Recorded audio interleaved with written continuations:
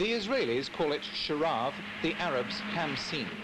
But whichever name you prefer, it was the same oppressive sand-laden desert wind which brought peace of a kind to the Golan.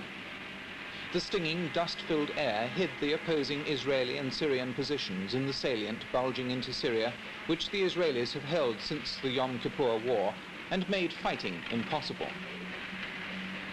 It's this 250 square mile slice of Syria's fertile plain which is being held as ransom against President Assad's good behavior and his return of Israeli troops captured in the war of Yom Kippur.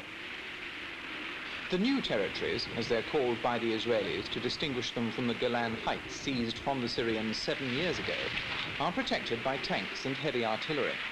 The armor is mostly dug in around the wreckage of deserted Syrian villages. Following the Syrian example, the Israelis have brought in batteries of surface-to-air guided missiles, which we weren't allowed to film. Israel's continued presence in the salient depends on keeping air superiority and on holding Mount Hermon. The Israelis accept that there will have to be a withdrawal eventually from this ground, which is militarily almost indefensible. But it's doubtful whether any argument will persuade them to climb down from the peaks of Mount Hermon.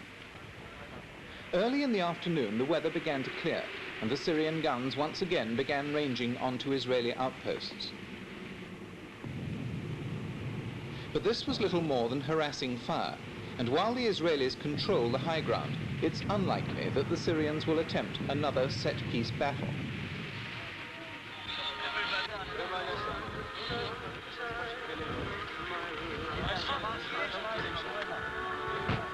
The next major moves will be political, and Israeli soldier citizens are well aware of how much depends on the outcome of Dr. Kissinger's talks with Mr. Gromyko in Geneva.